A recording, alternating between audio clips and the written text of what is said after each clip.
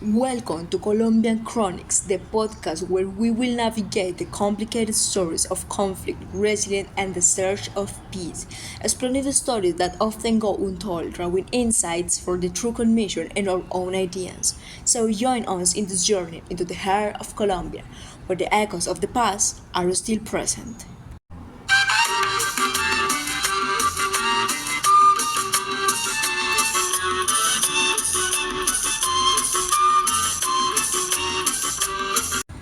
Hey y'all! Today we are going to talk a little bit about Colombian armed conflict. What is armed conflict? It's a situation of prolonged violence between government authorities and armed insurgent groups. The armed conflict in Colombia was a period of extreme and prolonged violence between government authorities and various illegal armed groups, which lasts from 48 to 91 period. So, who were part of this period? This period was marked by the participation of different actors, including Rojas Pinilla government and its subsequent overthrow, giving way to the National Front formed by two political parties, the Conservative, or right, and the Liberative, the left. During this time, guerrilla groups such as the M-19, the Revolutionary Army of Colombia called FARC, and the National Liberation Army (ELN) emerged, each with political and social motivations. In addition to the guerrilla groups, particular and civilian military organizations were created based outside to the state, called paramilitares. In other words, they were not only fighting between the government and the guerrillas, also the participation of paramilitaries are involved, which emerged as a response to perceived threats from the guerrillas to the state as an opposition group. But at the same time, they were involved in various human rights violations. Te trajeron a mi tierra porque eran la solución. Solo dejaste más guerra, solo dejaste más guerra, miseria y desolación. So, who were the victims of the conflict? The conflict directly affected the Colombian population, especially in rural areas. Millions of people were victims in various forms, depending on factors such as gender, age, sexual orientation, and ethnicity. This dark chapter in Colombian history had ramifications that extended beyond the political, affecting the daily life of Colombians. Moreover, it's crucial to know that this period of conflict was not only limited by the ideological strife between the government, guerrillas, and paramilitares. The rise of drug traffic and the formation of the Medellin cartel during the 80s time, this add a dimension horror further complicating this already complicated panorama.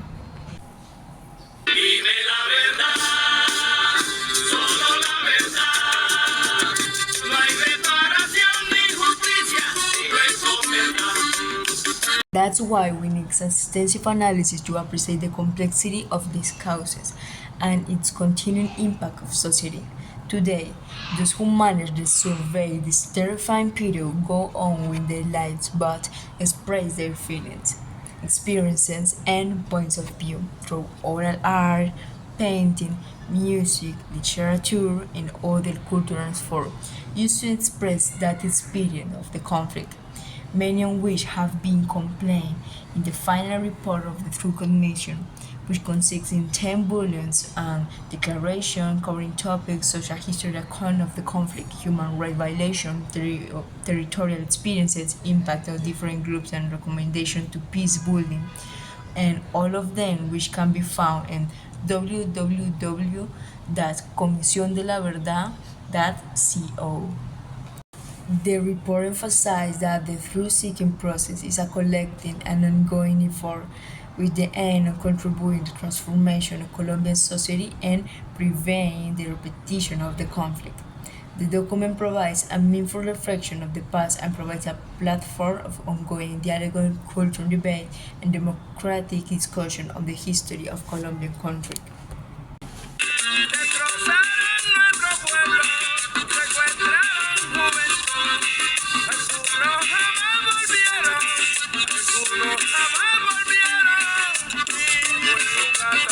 For this reason, I would like to read your story from the volume Cuando los pájaros no cantaban, which documents a right testimony that immerses us in a world where presentiments, divine signs, and bad luck intertwine with the pain, when individuals reflect on the complexity of perception and how these people share a painful destiny. My sons decided to go to Codazzi to work on Mr. Mendoza's farm picking coffee. Before they left, I had an overwhelming feeling. Please, my children, don't go. Although they assured me they will stay out of trouble. I warned them about the violence and the plague, those who had nothing to do with war. With confidence, they told me, we don't mess with anyone. Nothing will happen to us, Mom. Although I knew it, and so did my God, really was that those who suffered most from the consequence of the violence were those outside the conflict.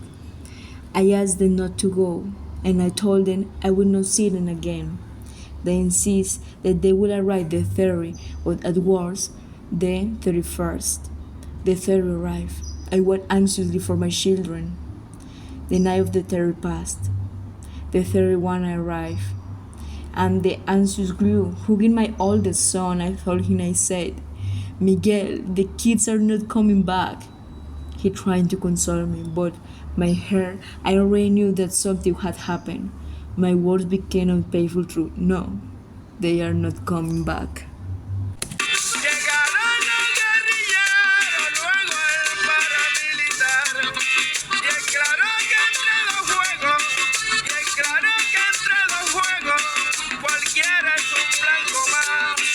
As the episode is soon to end, it is critical to recognize the value of listening and reflecting on the complexities of the armed conflict in general terms. The experiences shared through cultural forms are living testimonies and expressions of living pain.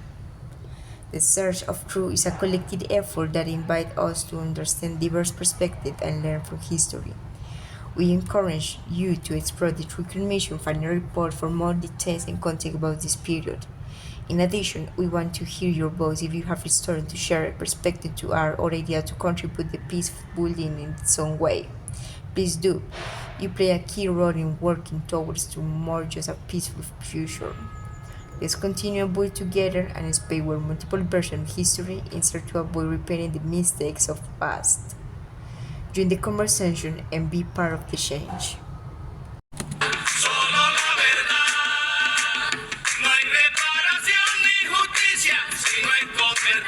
Dime la verdad, solo la verdad. No hay reparación ni justicia si no es con verdad. And we conclude another chapter in Colombian Chronics. We extend our gratitude for being part in this insightful journey with us. If you find our exploration into Colombian history engaging, share the knowledge with someone and continue the conversation. Remember, understanding the past is the key to building a better future, because those who don't know history are condemned to repeat it. Thank you.